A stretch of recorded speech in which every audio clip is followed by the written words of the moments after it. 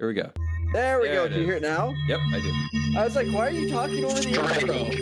You're talking over the intro?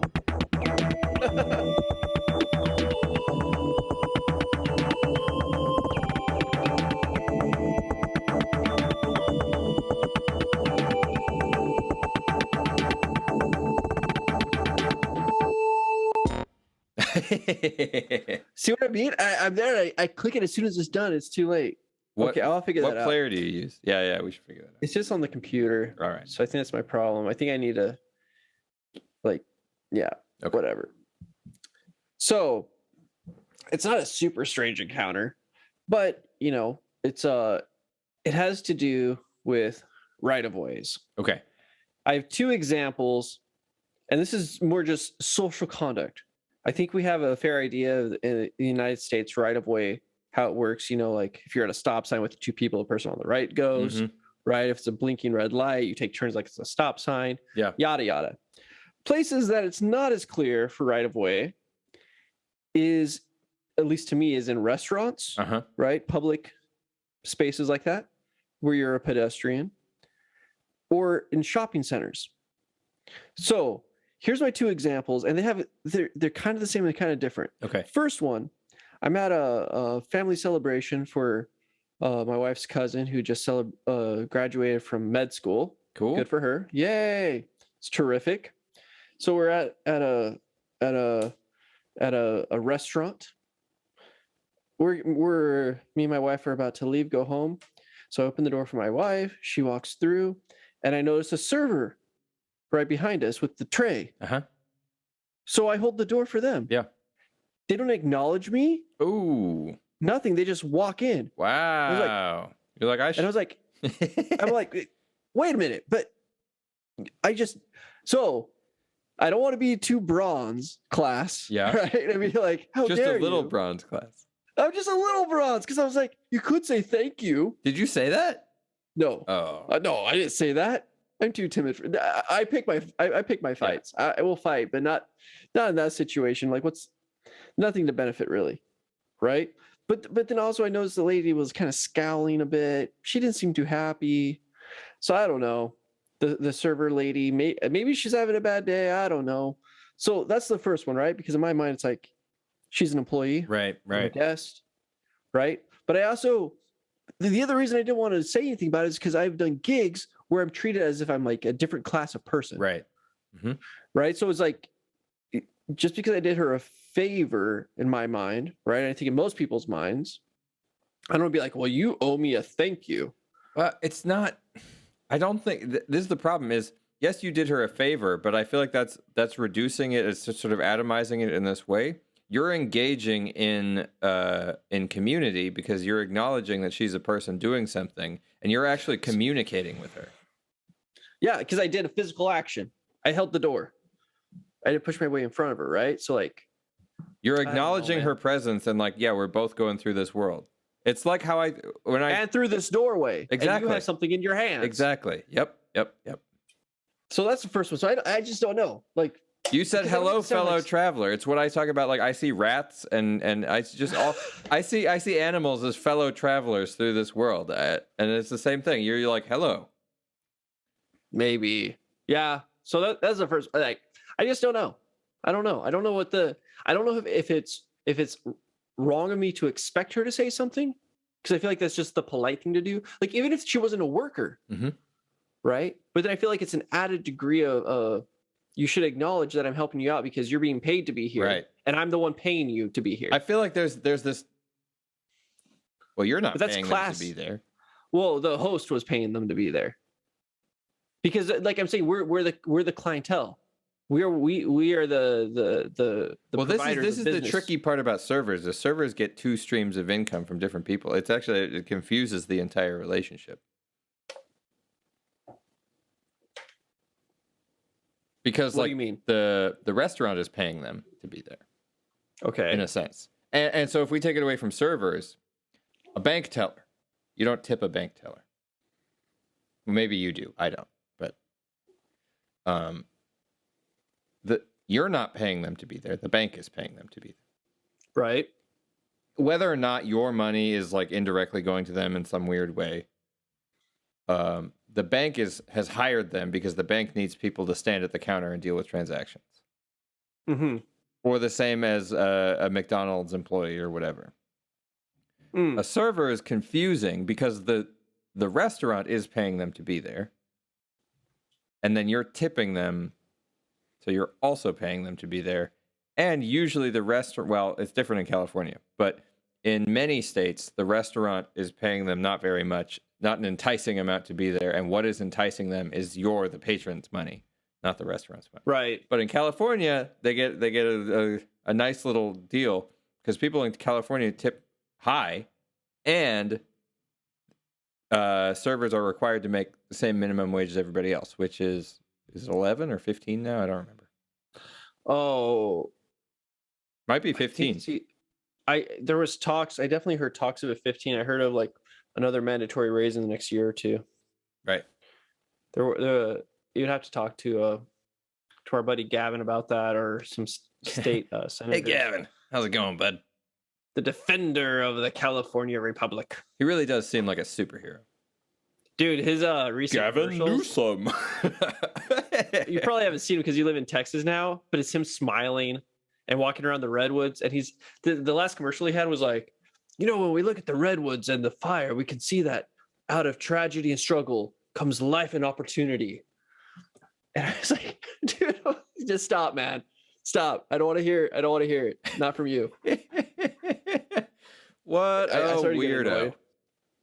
Dude, I kind of feel bad for him. Why would you feel bad for Gavin? He was Newsom? crafted as a kid to be the governor of California. He was crafted? Yeah, I don't remember which company. Like a Lego man or something? Was Walmart? It's some company whose headquarters are up in San Francisco. Some big corporation. The owner of that corporation is very involved in politics and like money in politics. And I think he tapped Gavin Newsom as a kid and like trained him. Oh. So his whole life has been like crafted. He's a little bit like Trudeau. He's kind of a Trudeau-ish figure. I see.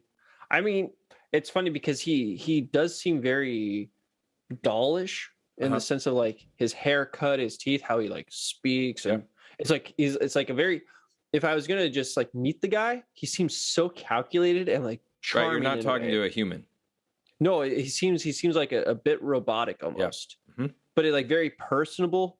Like it seems like a guy like if no, I'm saying from a staged perspective. Right. It's not a guy that'd be like, oh, dude, I meet him at the bar. Oh, yeah, sit down. But he doesn't have what Obama has.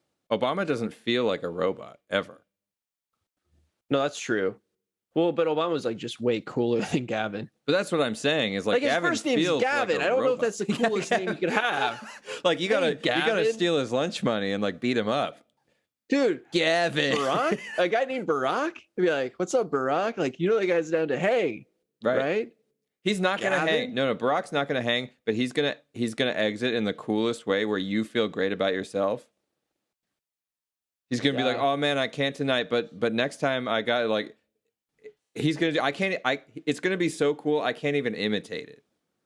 Yeah. But you're gonna be like, oh, I really You're like right, that guy. yeah. Barack just exudes coolness. But he's definitely not hanging with you. He hung in college. Not with you. Not with me, but I didn't go to school with him. I did, and he never hung out with me. You know what? I hung out with a few of the cool kids in college, okay? We're the cool kids. Did, for limited occasions. I was on the periphery. Dude, bass players are never the cool kids. I didn't say I was. Okay. I said like... Yeah, but sometimes bass players have an in. It's true. It's funny how that works. Here's a strange. It's not a strange encounter. I'm not cool, man. It's a strange. Come on. It's a strange hierarchical system in music school. So anybody who hasn't gone to music school, maybe you can guess. There's really a hierarchy of instruments, and there's coolness, and like at our school, the string players, as in violin, viola, cello, those were the main cool kids. What? And they were like the cool kids. No. And then the bass players were like nerdy, but accepted. So the bass players could hang at the cool parties. Dude, no. Okay, wait. Are we talking about cool as how are we defining cool? I'm saying What does that mean? societally defined as cool. I'm not saying my opinion of cool. I'm saying those were the kids who were, quote, the cool kids. Because like when you say cool, I think about cool to hang out with. And if we're talking that, No, percussionists are cool to hang out with. Yes, I agree with you. Percussionists are great to hang out with. Yes. Trombone players, they are a great hang. But this is not. Hang on a second. I am not talking about from the perspective of Brother Nate, because nobody asked you at my music school. Everyone wants my opinion. Are you kidding me? I'm talking about social hierarchy. I'm talking about there's a movie set in high school, and there's the cool kids, and there's the nerds, and there's the blah blah blah blah. I'm talking about archetypes, man. I sculpt my own narrative, Anthony. Archetypes.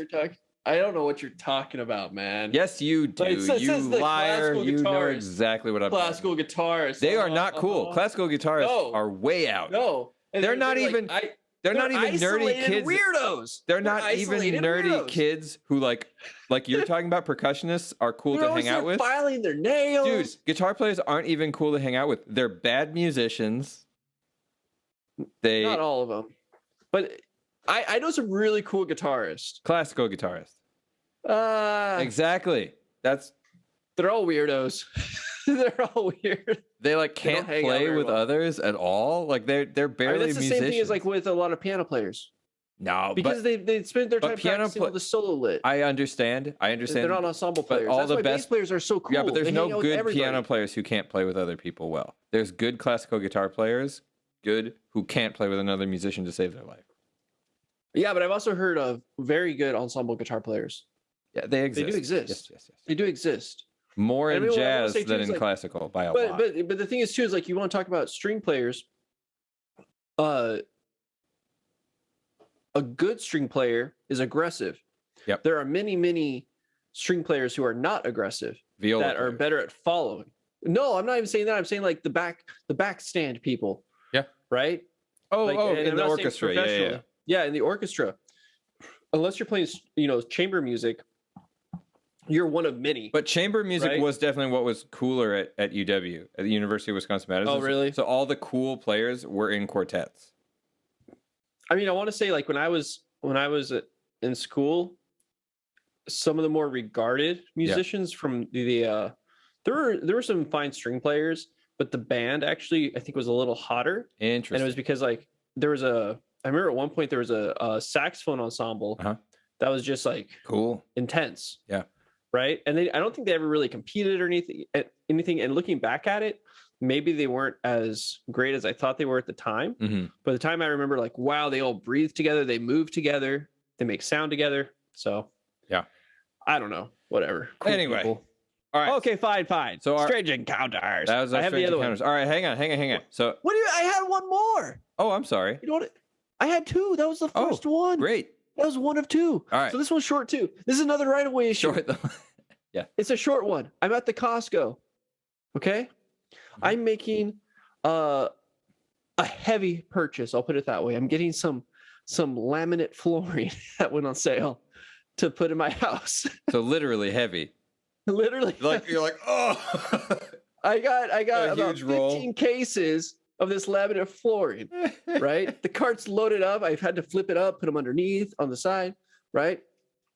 I also had, I got a roll of carpet to replace a section of carpet and going down these little stairs I have. I also saw that they had a kitchen sink on sale. So my cart is loaded up. Everything in the kitchen sink. Wow. In a literal sense. The kitchen sink was there. The kitchen sink was there too. So I have it loaded up. The cart must weigh, I don't know, like a couple hundred 300 pounds. Yeah. 400 pounds. Dang. Something in there. It was heavy. Now, Brother Nate does some burpees. Brother Nate does some push-ups. We got this covered. It's fine. You're like, I'm going to need to be buying some laminate flooring soon. I better do some more burpees. yeah, I better prepare. so I get it. Then I go into the main aisle. Dude, people were cutting me off. While I'm pushing this heavy cart. This is no one held the door for you. So I get to the checkout. Finally, everything's fine. I'm walking out of the store. Yeah? Yeah. These people walking by, they look at me and they just walk right in front of me. right? And I felt like, it's like it's like the same thing of like cutting off a big rig on the freeway. It's like, Yeah. what are you doing? You know how long it takes them to brake? So I'm there and I wait and then I start to push it again. And this lady just like walks in front and then another lady. And then the Costco workers are moving the carts like, oh, sorry, man, I'm in your way. I'm like, it's not you, bro. It's these people. And then another lady walks in front of me. Well, I'm trying to push my cart. It's terrible. This is related to aren't you supposed to get out of the way? Yes. It's related to the other thing, right? Like there's it's related to the other thing. It's also related to our conversation about generosity from a few weeks ago. And I think it's actually a crucial aspect to society. And in a sense, I mean, sounds dire. Our society is falling apart. We're losing our connection to each other. Like we're not even noticing the fact that we're being inconsiderate. These ladies probably had no idea. Or they're just assholes and they're doing it on purpose. I just thought it was a little odd. And then as I get further out into the parking lot, as I get further out into the parking lot, right? There's an old dude. And I see him coming and I'm like, I'm going this way. And then it's right by the tire center, and they're unloading tires. I'm like, oh, dude, I don't want to go over the little speed bumpies. I want to like walk this way and then my aisle. Yeah. Because this cart's heavy. And I'm like, I don't want to like be out there like try to push over a speed bump. That's not a good idea. Right. So I'm like, whatever, I'm just going to go down the little pathway. The truck guy closes the door. Awesome. Then the old man's right there. He's like, oh, looks like you got quite a load. Right. And he just stops. Right. And he lets me go past. Great. I'm like, great. This is awesome. This guy is like letting me go through. And then he's like, have fun loading that up. And then he walks in, he hobbles into Costco, right? I'm like, that's a fun old man. It's great. It's fine. I'll take the little jab about like, if I'm to be sexist, there seems to be a disparity here. I don't know if you can draw that conclusion. I don't know if you can draw that conclusion from such a small sample size. I don't think so either. I don't know. I agree. I don't know how you would do that. Well, you can. You shouldn't. It would be a little flawed, to say the least, to try to draw a conclusion from that. Probably. I think. Yeah, probably. But anyway, so yeah. So, but you see, like, it's like, if you hold the door for someone else, or if you're carrying a burden and others impede your travel, it's weird. So. I agree. Yeah. So I don't know, man. I don't know what the hierarchy or the pacing of these interactions should be when you're in public. Because like I've been the guy that goes to the store and gets one item, and if I see a little zippy path through a crowd, I will totally take it. Right, but you're not going to impede somebody. Exactly. But if I see a guy pushing a heavy thing and then I cut him off, you're definitely going to let them go first. That's my fault. Yeah. Right. Or the same thing. If I see old people like going like, right, walking, I won't do it to them because they're old. You're not going to like trip them? No. Right? Like, oh, it's paper towels. It'll break your fall. Get better balance, Granny. Have you heard of a scooter? Maybe you should get one of those. Oh my God. But anyways, yeah. Yeah. So it's just another example of me being confused by why people don't appreciate like little gestures, and then why others are so quick to impede my travel when I'm carrying a load like that. Or maybe they thought I was the bad guy because like, oh, this guy's getting new floors. Yeah, who does he think he is? Dude, even when I was like going through, they make you like check out your receipt. Yeah, right. I hate Costco. Oh, dude. Someone's getting a new kitchen. Is that what they said? Yeah, because I had the sink there and all this laminate flooring. And I'm like, well, actually, it's going in my bedroom, but the sink's going in the kitchen. But I've always thought it's weird that they check your receipt. I'm like, I bought this. Yeah. The guy just checked me out. Like the way your store is set up, I can't steal anything. Yeah. And even if I was trying to, that's not your job to check that, is it? I think it is. I think that is their job. But I'm a member. I pay to be there.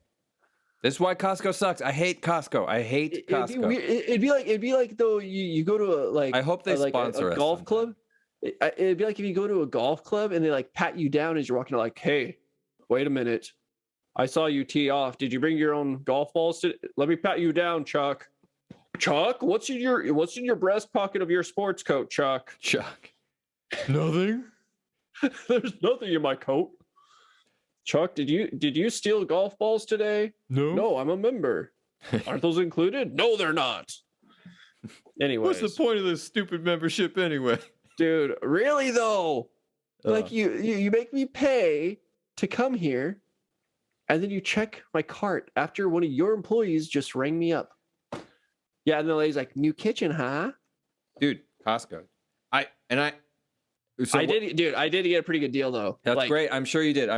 Like, but everything is a little bit of a scam there. Like the whole membership sign up. Like I got so mad when I went with my wife to sign up because they're like trying to sell you on this like super duper membership plus gold star blah blah blah blah blah blah.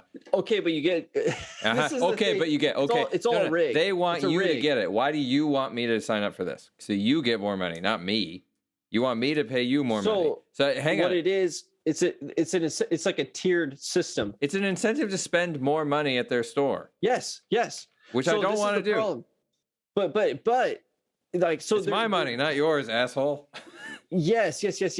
But if you, this is where it's like it's so bad because I hear what you're saying. It's like, why should I have to like pay more to save more? Right? Like why can't you just that is like a classic scam because what are they banking on? They're banking on you spending a shit ton of money. That's what it is. I know, which I'm not going to do, and so it's not worth it anyway. But see, like I do a lot of Costco. Yeah, I understand. Because then, I get 50 pounds of rice at a time, dude. Like, the best thing is the one thing I've learned is like companies never need your phone number or your email address. That was the other thing. It's like we need your email, we need your phone number, whatever. And I was like, you definitely don't. And they're like, well, what if you come and you forget your card? And it's like, well, I'll probably have my ID on me. You can probably look it up that way, right? And they're like, well, we can, but it'd be faster if it was like, no, just don't put anything down. It's fine, dude. You're saying this, and then she was like so upset, and I was like, well, why do you need that information? Like, you're gonna call me? Costco is gonna give me a call, dude.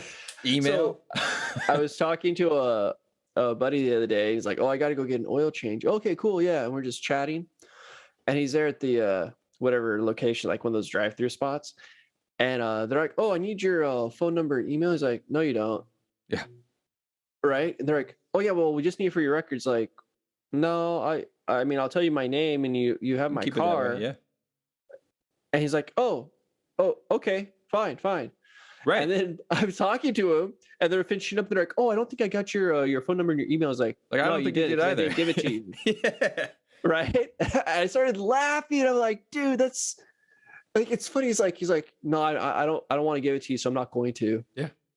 Right. And then they're like, oh, well, we just need it for the records. No, like, you don't. It's like, no. Yeah, that's right. He's like, no, I don't want to give it to you and I'm not going to. Yeah. I already gave you my name and you have my car's information. That's all you need to do this business. Right. I was like, it was just so funny. And then they tried to get it from him like twice. They're persistent. They want it. He just shut him down. It was the funniest thing. It was dude. great. It made me laugh. So yay for strange encounters. Yeah. Okay.